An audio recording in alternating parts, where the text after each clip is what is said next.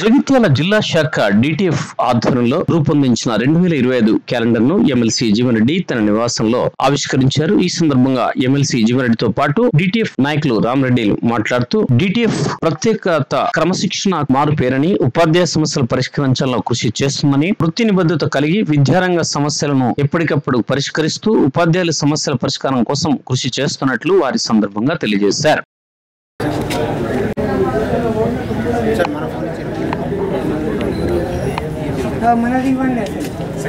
మీ పాత చేస్తారండి తీసి పంపిస్తారు. మీ పాత చేస్తారంట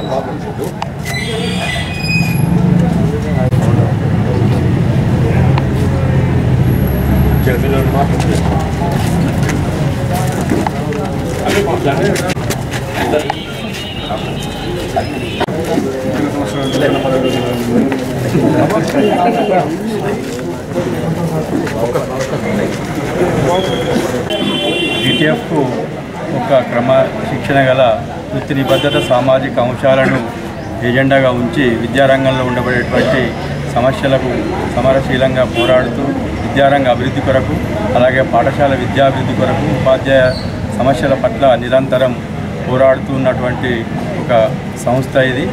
ఈ డిటిఎఫ్గా మేము చాలా కార్యక్రమాలు చేపట్టడం జరిగింది.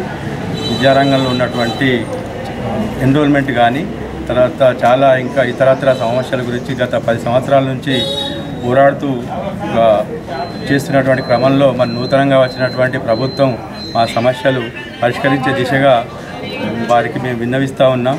ముఖ్యంగా పాఠశాల విద్యారంగంలో ఈ సర్వశిక్ష అభియాన్కి సంబంధించినటువంటి అంశం, సర్వశిక్ష అభియాన్ ఉద్యోగులు నిరవధిక సమ్మె కొనసాగిస్తూ ఉన్నారు.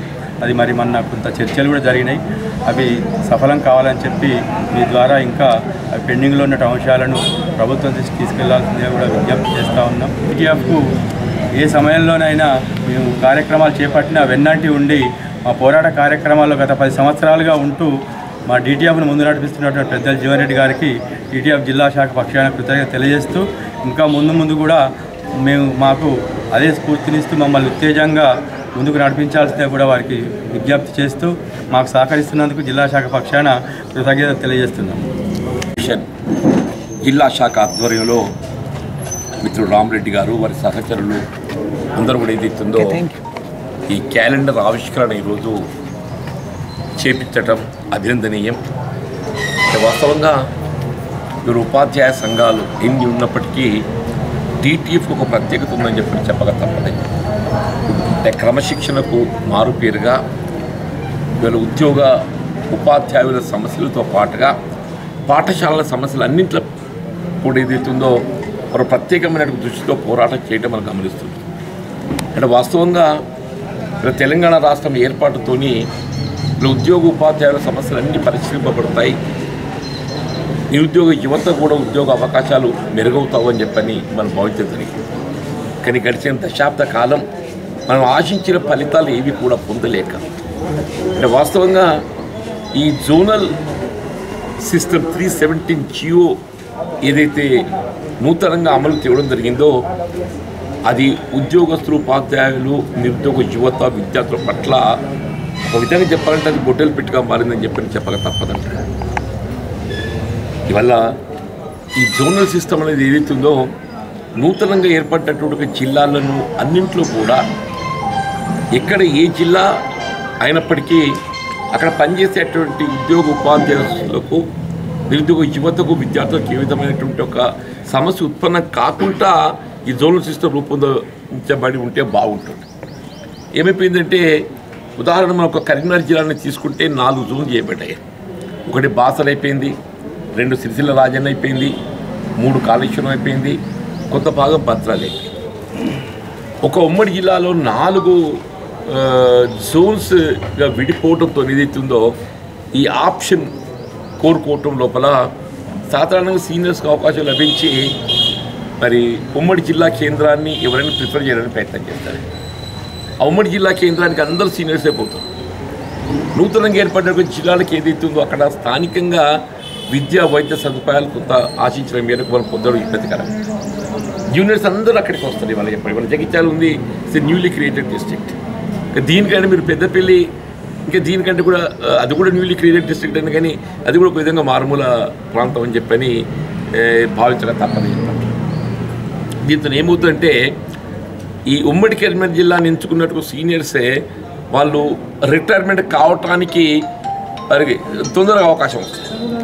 దాంతో ఏమవుతుంది, ఆ ఎంప్లాయ్మెంట్ క్రియేషన్ అనేది ఏదైతుందో అక్కడ ఎక్కువగా లభిస్తుంది. ఎవరు ఎంత ఎక్కువ రిటైర్మెంట్ కావడం జరిగితే అక్కడ నూతన ఉద్యోగ అవకాశాలు ఎక్కువ ప్రొజెక్ట్ అవుతాయి.